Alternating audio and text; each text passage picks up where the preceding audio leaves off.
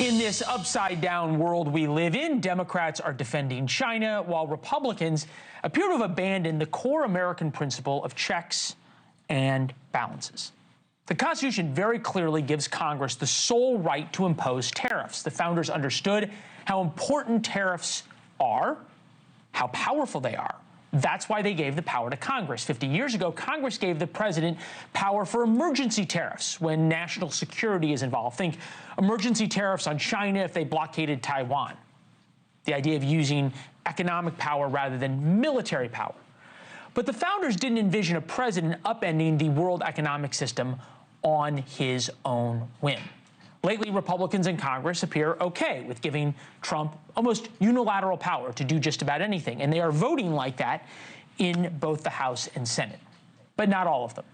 7 brave Republican senators are saying not so fast. They want to rein in Trump's tariff power and give it back to Congress, not only for Trump, but any future president. Go back to what the Constitution says. Nebraska Senator Pete Ricketts is not among those senators and joins us now. It's good to see you, sir. Am I fair to say that Trump has A, king-like powers, and B, you're okay with him keeping them? Well, as you outlined before, Congress actually gave the president the authority to be able to do this. And right now, we got to let the president play out his strategy. If you were to undermine him right now, that would actually severely hurt Americans. What the president is trying to do is level the playing field. After World War II, we told other countries they could have high tariffs and we'll have low tariffs so that their products are cheaper coming into the United States, our products are more expensive going overseas. It was part to let them be able to rebuild from World War II, but also to get them on our side versus the Soviet Union.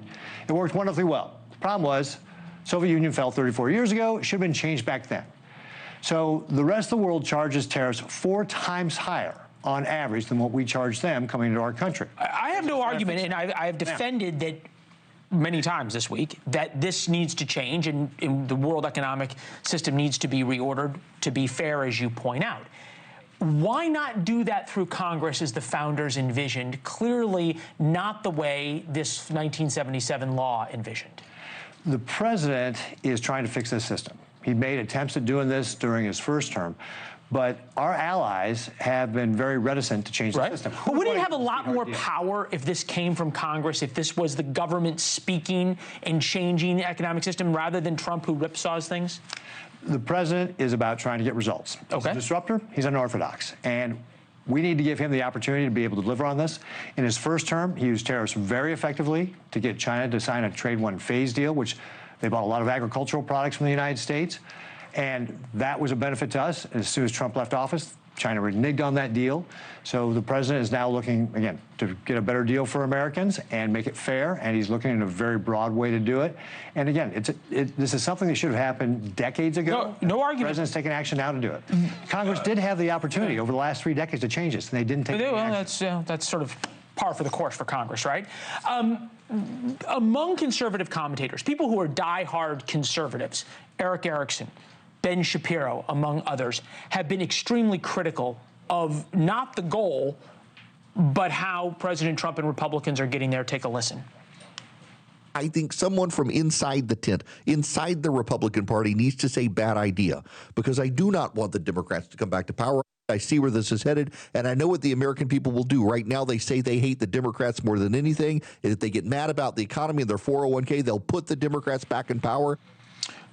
A cornerstone of America, and you know this as a business executive better than most because you actually used to build something, you built real businesses before you came to Congress and before you were in the governor's mansion.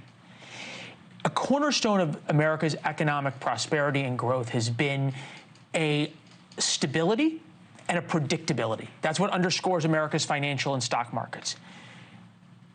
Eric Erickson's onto something, is he not? That you take that predictability away, as Donald Trump has, American businesses are going to be very hesitant to put down big money bets, and therefore the American economy is going to suffer because of it. The president himself said in his joint address to Congress that there was going to be disruption going along with this, that his ultimate goal is to get the world to start treating us fairly and to level that playing field for when we ship products overseas. In the long run, that will be great for Americans. And yes, you're right. There's going to be some disruption, some uncertainty in the short term while we're doing it, that's all the more reason why we need to give the president the opportunity to be able to carry out his strategy here, right? He just announced a 90-day pause. He's got 75 countries that have come forward that want to cut a trade deal. He's got the opportunity to do that. And look, there's lots of opportunities for us to get a better deal. Like, I'm from the beef state.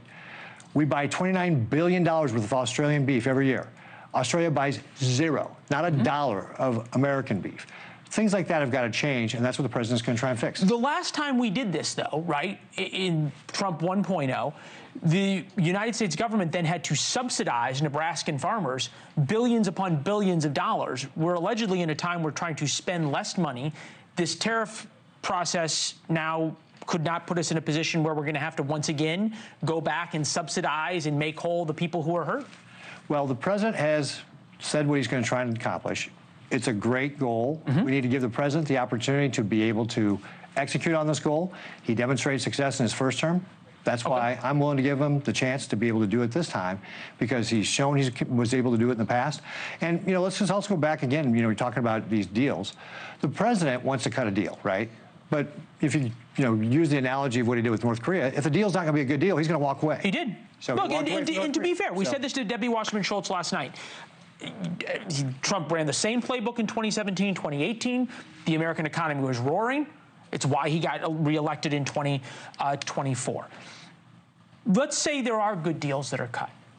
Do you not worry that this law that allows the President of the United States to put unilateral tariffs on anything at any time for any reason could be used by a Democratic president? We'll turn this around. Democratic president comes in, he says that he believes, or she says, that there is a climate change emergency that threatens American national security. I am tariffing oil at 200%. You'd scream bloody murder about that, wouldn't you? At the end of the day, driving up the cost for Americans. I mean, again, look what the president. Right. So after Trump does this, would you be for repealing this law? So I'm always willing to talk to my colleagues about how they want to approach this, but at this point in time, we've got to give the president the opportunity to be able to carry out his strategy. Good to see you, sir. As always, thank you very much. Appreciate it.